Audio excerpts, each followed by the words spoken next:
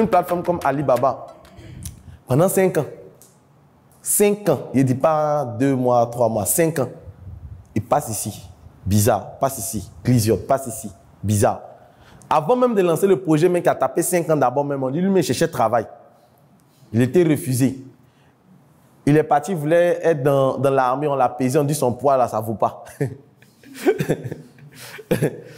On dit ça ne vaut pas, qu'il est trop frêle, qu'on ne peut pas le mettre dans l'armée. Et quand il a décidé de lancer son projet, ça a tapé près de 5 ans avant de décoller.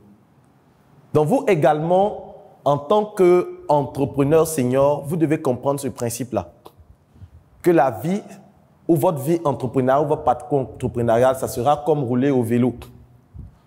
Il y a des moments, même quand tu maîtrises, tu vas cogner quelque chose, tu vas tomber, tu vas te blesser. Mais le tout, c'est d'apprendre à pouvoir stabiliser.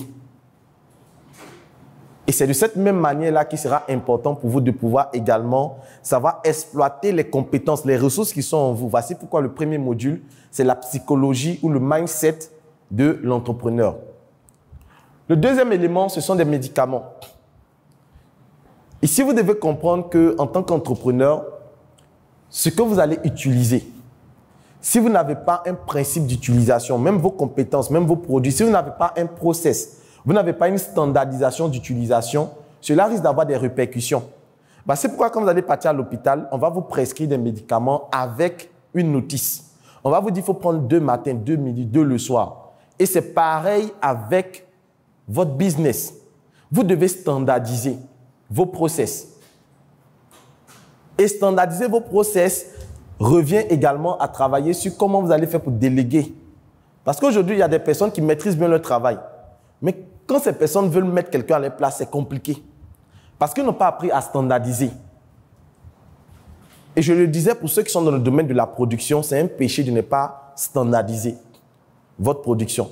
C'est-à-dire que vous devez noter, peut-être le matin, partir prendre peut-être des oranges, prendre 5 oranges pour produire tel litre. Et quand tu vas prendre les oranges, il faut laver, il faut essuyer, il faut couper à tel niveau, il faut faire ça. Vous devez noter ça pour que demain, même quand vous n'êtes pas là, quelqu'un puisse prendre et savoir qu'est-ce qu'il faut suivre pour pouvoir aboutir à un bon résultat. C'est ça, standardiser un process. C'est pourquoi quand on va vous prescrire des médicaments, le docteur ne sera toujours pas là pour vous dire ce qu'il faut faire. Mais il va vous laisser des prescriptions, il va vous laisser des principes qui vont vous permettre, même quand le docteur n'est pas là, de pouvoir suivre ces préceptes-là pour pouvoir guérir. Et il y a des personnes, par exemple, quand un médicament les a fait du bien, après, ils ne vont plus aller consulter un médecin même pour acheter. Comme ils ont vu comment ça se passe, ils vont eux-mêmes partir à la pharmacie pour dire « on m'a envoyé de venir acheter un médicament pour donner pour la personne ». Donc, une fois que le process est standardisé, c'est facile après de pouvoir prendre des décisions. Et il y a des personnes, lorsqu'ils vont recruter, surtout au niveau des entrepreneurs seniors qui commencent à adopter des collaborateurs. Après, nous allons voir également dans vos modules le réseautage. Comment bâtir un réseau d'affaires et d'influence. On va le voir également. Parce qu'après, vous avez besoin de collaborateurs. Mais vous, avant, vous étiez seul. Vous arrivez à bien faire votre travail. Mais quand vous allez décider de pouvoir recruter des collaborateurs, ça devient difficile parce que derrière, vous n'avez pas standardisé. Et vous attendez que la personne prenne des initiatives. La personne aussi attend à ce qu'on lui donne des directives pour pouvoir prendre des initiatives. Et c'est là que tout le monde se regarde et que par là commence. Mais pourquoi tu n'as pas fait ça? Dit, mais tu ne m'as pas dit. Est-ce qu'on a besoin de te dire? Tu ne sais pas où on est parti.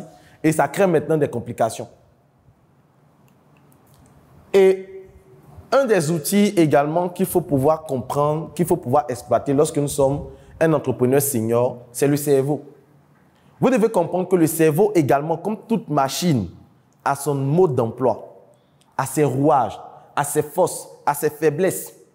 Et que chacun ici a un cerveau qui est configuré différemment.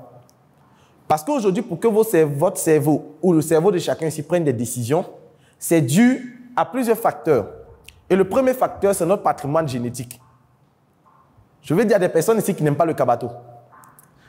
Pour la simple raison que, quand ils étaient petits, ils n'ont pas appris à manger le kabato. D'autres, c'est le foutou. Il y a d'autres, c'est le poulet.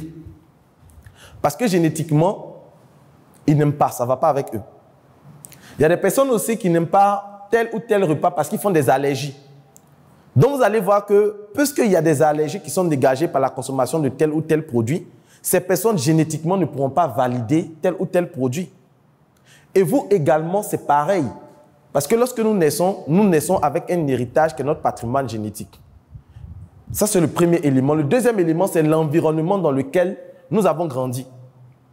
Il y a des personnes qui ont grandi dans un environnement où, à tout moment, c'est palable. À tout moment, c'est palable. Et ces personnes ont grandi avec ce réflexe de vouloir toujours se battre. Dès que tu vas vouloir faire un peu de bon, dire, OK, il faut te placer. On va commencer. Mais non, discours longueur, c'est trop. Place-toi. On va voir qui est garçon ici. On va voir qui est qui.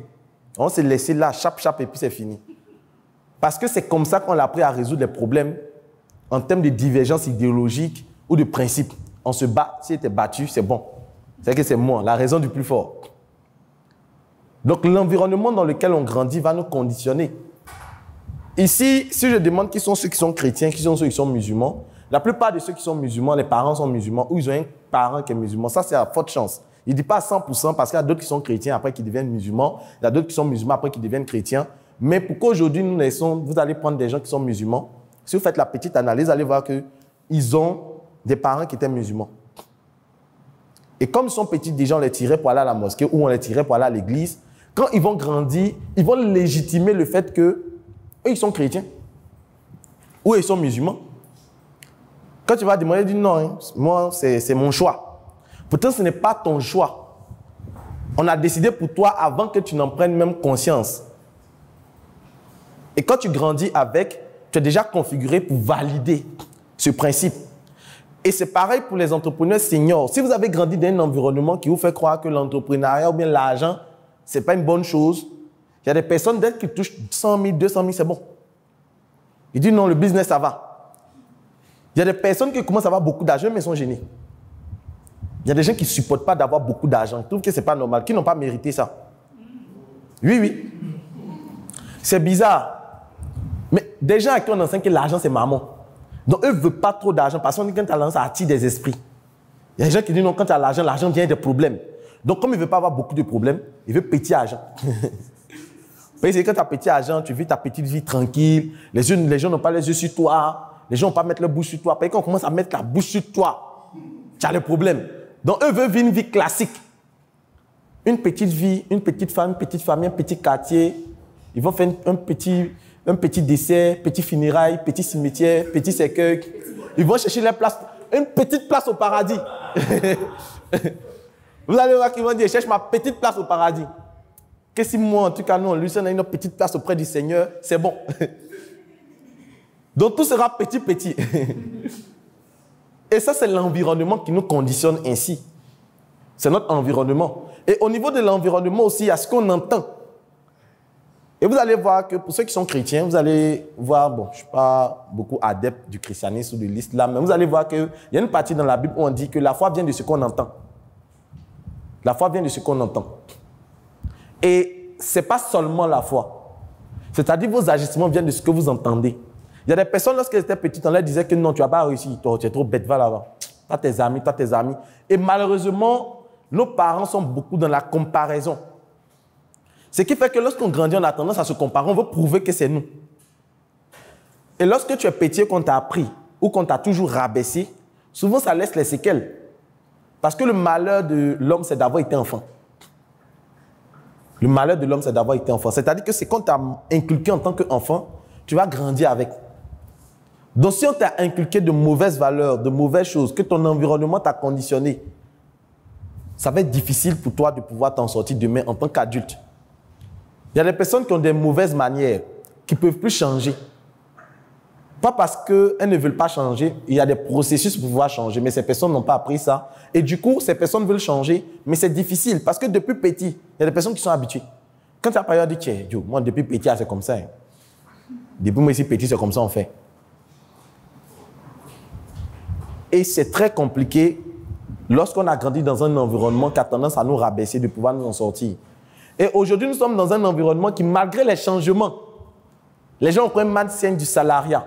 Je ne dis pas que le salariat, c'est mauvais. Et pendant la formation que j'ai eu à faire avec les entrepreneurs juniors, je disais qu'il n'y a pas deux routes.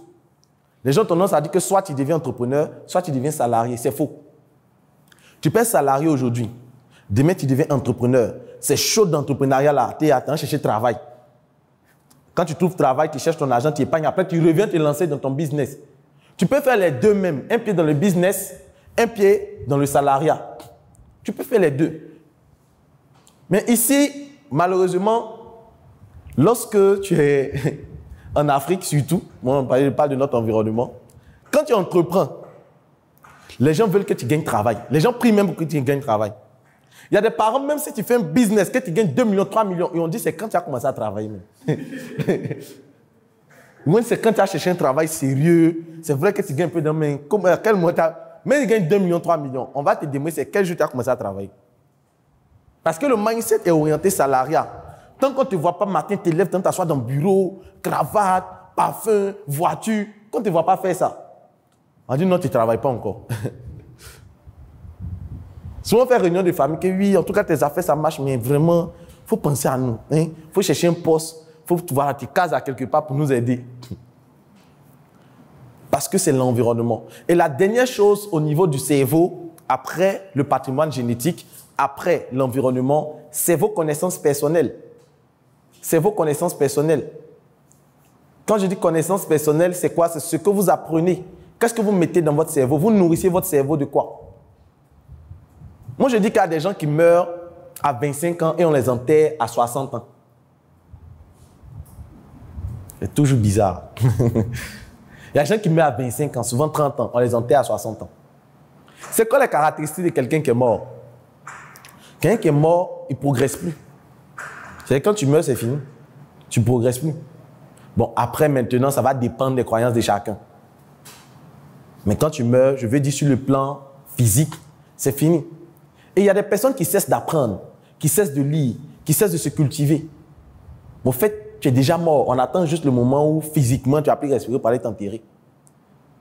Donc, au niveau de vos connaissances, vous devez comprendre que tout le temps, vous devez être en train d'apprendre. Parce qu'il y a des gens qui ont des cerveaux qui sont déjà périmés. C'est-à-dire qu'il y a des dates de péremption dessus. C'est plus utilisable. C'est ce qu'ils ont appris depuis Mathusalem, là. C'est ce qu'ils continuent d'utiliser jusqu'à actuellement.